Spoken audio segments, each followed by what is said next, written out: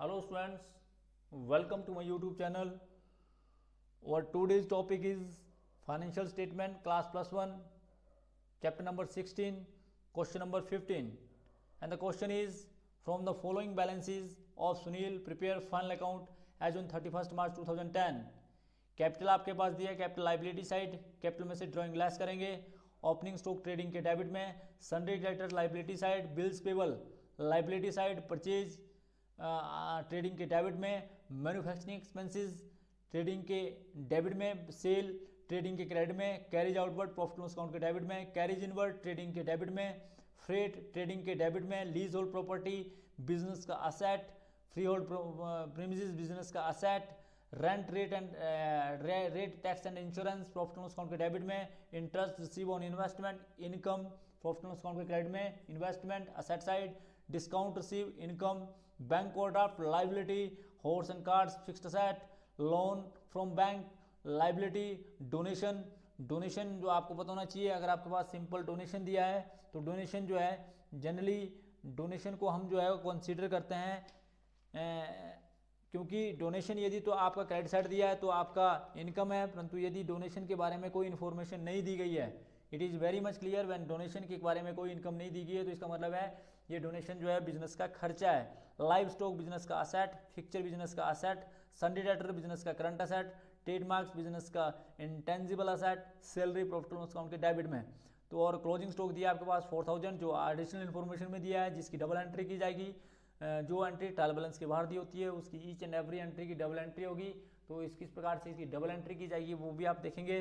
तो ये था जी आपका क्वेश्चन नंबर 15। क्वेश्चन नंबर 15 को किस प्रकार से किया जाएगा, आप क्वेश्चन आपके सामने कराते हैं।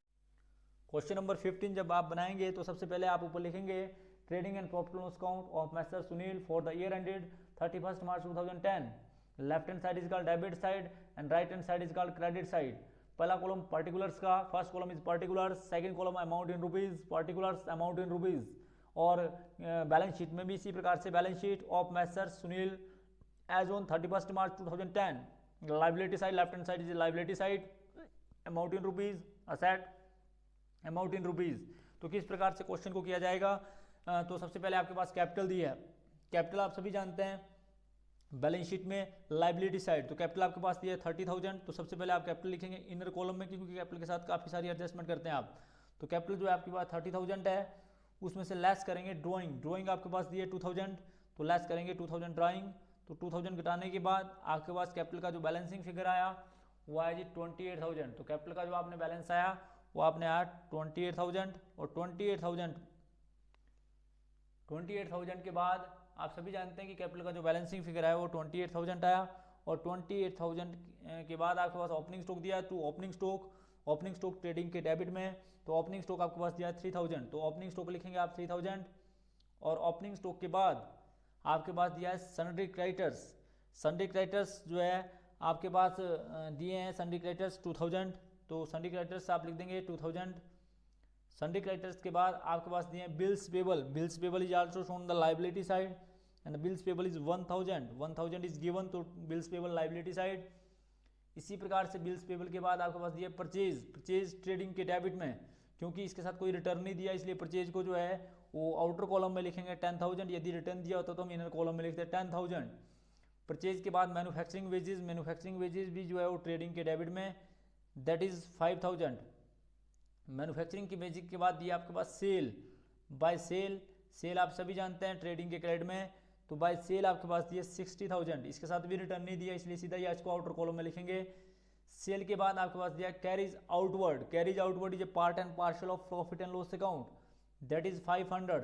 उसके बाद दिया आपके पास carriage inward is a part and parcel of trading account, तो कैरिज इनवर्ड आपके पास दिया 200, तो कैरिज इनवर्ड लिखेंगे। उसके बाद फ्रेट भी आपका ट्रेडिंग का पार्ट है, दैट इज 500। और उसके बाद आपके पास लीज होल्ड प्रॉपर्टी दी है, lease hold property shown on the asset side, क्योंकि आप सभी जानते हैं लीज होल्ड प्रॉपर्टी का मतलब होता है कि पट्टे पर ली गई कोई भी प्रॉपर्टी, तो लीज होल्ड प्रॉपर्टी जो है वो बिजनेस का असेट है, जब तक वो आपके पास रहेगी वो आपका असेट बना रहेगा। तो लीज होल्ड प्रॉपर्टी जो है वो आपकी असेट साइड दिखाई जाएगी। तो लीज होल्ड प्रॉपर्टी आपके पास दी है 15,000। लीज होल्ड प्रॉपर्टी के बाद आपके पास दी है free hold premises, free hold premises भी जो है आप सभी जानते हैं कि फ्री होल्ड प्रीमिसेस भी जो है वो असेट साइड दिखाई जाएंगी। फ्री होल्ड जो संपत्तियां होती हैं और free hold premises that is also an asset, और ये भी जो है असेट साइड जो है दिखाए जाएंगे। तो फ्री होल्ड प्रीमिसेस जो है वो दिए 8000, तो 8000 जो है फ्री होल्ड प्रीमिसेस। उसके बाद rent rate and taxes, rent rates and insurance, rent rate and insurance जो है वो प्रॉफिट लॉस अकाउंट के डेबिट में 850 जो आपके पास दिया है। उसके बाद रेंट रेट एंड इंश्योरेंस के बाद इंटरेस्ट ऑन इन्वेस्टमेंट, आप सभी जानते हैं इंटरेस्ट ऑन इन्वेस्टमेंट बिजनेस की इनकम, तो इसे इंटरेस्ट ऑन इन्वेस्टमेंट को जो है वो इंटरेस्ट ऑन इन्वेस्टमेंट, आप सभी जानते हैं इंटरेस्ट ऑन इन्वेस्टमेंट जो है वो बिजनेस की इनकम है, इसलिए प्रॉफिट लॉस अकाउंट के क्रेडिट में that is 2000। Interest on investment के बाद आपके पास इन्वेस्टमेंट दी है, और आप सभी जानते हैं कि इन्वेस्टमेंट जो है वो असेट साइड दिखाई जाएगी अन्य असेट की तरह। तो इन्वेस्टमेंट जो है वो आपके पास है 10,000। इन्वेस्टमेंट के बाद आपके पास दिया है डिस्काउंट रिसीव। डिस्काउंट रिसीव आप सभी जानते हैं कि बाय डिस्काउंट रिसीव, ये भी प्रॉफिट लॉस अकाउंट के क्रेडिट में दिखाया जाएगा। बाय डिस्काउंट जो आपको रिसीव हुआ, और आपको डिस्काउंट रिसीव हुआ 500, तो 500 जो है डिस्काउंट रिसीव। डिस्काउंट रिसीव के बाद आपके पास दिया बैंक ओवरड्राफ्ट। बैंक ओवर जो है ओवरड्राफ्ट जो है वो बिजनेस की लाइबिलिटी है, दैट इज 5000। तो बैंक ओवरड्राफ्ट जो है 5000 बिजनेस की लाइबिलिटी साइड दिखाया जाएगा। बैंक ओवरड्राफ्ट के बाद horse and carts, horse and carts जो आपके पास दिए हैं तो ये भी बिजनेस का असेट है। हॉर्स एंड कार्ट्स, घोड़ा गाड़ी जिसको आप बोलते हैं, हॉर्स एंड कार्ट्स जो आपके पास दिए हैं वो 3000 दिए हैं, और इसको भी जो है आप असेट साइड दिखाएंगे। हॉर्स एंड कार्ट्स के बाद आपके पास दिया लोन फ्रॉम बैंक, ये बिजनेस की लाइबिलिटी है, और लोन फ्रॉम बैंक आपके पास दिया है 5000, तो इसको आप लाइबिलिटी साइड दिखाएंगे loan from bank. Loan from bank के बाद आपके पास डोनेशन दिया है, डोनेशन बिजनेस का खर्चा है, क्योंकि when information are not given it is very much clear here if donation is given and that donation is given that means कि बिजनेस का खर्चा है। उसके बाद है लाइव स्टॉक, डोनेशन के बाद है आपके पास लाइव स्टॉक। लाइव स्टॉक का मतलब होता है पशुधन, तो जो आपके पास पशुधन है उसको भी जो है बिजनेस का असेट माना जाता है, और इसको भी आप जो है असेट साइड दिखाएंगे 15,000। लाइव स्टॉक के बाद आपका फिक्चर है, तो फिक्चर आप सभी जानते हैं ये फिक्चर्स भी जो है वो असेट साइड दिखाए जाते हैं, तो फिक्चर्स भी आपके पास 15,000 दिए हैं, तो फिक्चर है 15,000। उसके बाद आपके पास दिए सन्ड्री डेटर्स। सन्ड्री डेटर्स आप सभी जानते हैं जो आपके पास सन्ड्री डेटर्स होते हैं उन्हें भी आप जो है वो असेट साइड दिखाते हैं, और सन्ड्री डेटर्स आपके पास दिए हैं 5000। सन्ड्री डेटर्स के बाद आपके पास ट्रेड मार्क्स भी दिए हैं, तो ट्रेड मार्क्स जो है आप इनको भी जो है आप असेट साइड दिखाएंगे। ट्रेड मार्क्स आपके पास दिए हैं, तो ट्रेड मार्क्स जितने भी आपके पास दिए हैं उनको आप दिखाएंगे। ट्रेड मार्क्स ये आपके पास दिए हैं 2000, और ट्रेड मार्क्स के बाद आपके पास सैलरी दी है, तो सैलरी आप सभी जानते हैं प्रॉफिट लॉस अकाउंट के डेबिट में, तो टू सैलरी 6500, और सैलरी के बाद आपके पास क्लोजिंग स्टॉक दिया है। क्लोजिंग स्टॉक की डबल एंट्री, एक बार ट्रेडिंग के डेबिट क्रेडिट में बाय क्लोजिंग स्टॉक, और ये आपके पास दिया है 4000, और एक बार असेट साइड, यानी कि क्लोजिंग स्टॉक जो है वो असेट साइड भी दिखाया जाएगा। तो क्लोजिंग स्टॉक जो है असेट साइड जो बिजनेस का असेट है 4000, तो इस प्रकार से इसकी डबल एंट्री की जाएगी। उसके बाद सारी एंट्री करने के बाद जब आप सारी एंट्रियां कंप्लीट कर देते हैं तो उसके बाद आप सभी जानते हैं कि आप जो है अकाउंट को क्लोज करेंगे। तो अकाउंट को क्लोज करने से पहले आप सबसे पहले ट्रेडिंग अकाउंट का टोटल करेंगे। ट्रेडिंग अकाउंट का क्रेडिट साइड का टोटल जो है वो डेबिट साइड के टोटल से ज़्यादा आया, और ये आपके पास आया 64,000। 64,000 जो है आमने सामने लिख देंगे, the totalling of both side are equal to each other, that is 64,000 and 64,000, और 64,000 में से सारे खर्चे घटाएंगे। सारे खर्चे घटाने के बाद आपके पास ग्रोस प्रॉफिट आया 54,000। इस ग्रोस प्रॉफिट को आप यहाँ से प्रॉफिट एंड लॉस अकाउंट में ले जाएंगे, तो प्रॉफिट एंड लॉस अकाउंट के डेबिट में क्रेडिट में बाय ग्रोस प्रॉफिट जो है वो क्रेडिट किया जाएगा, और दैट इज 54,000, और 54,000 में सारी इनकम आप जोड़ेंगे। तो सारी इनकम जोड़ने के बाद जब सारी इनकम आप जोड़ते हैं तो ये आपके पास आया 54,000 की बजाय ये आपके पास ग्रोस प्रॉफिट जो आया ये आपके पास आया 45,300।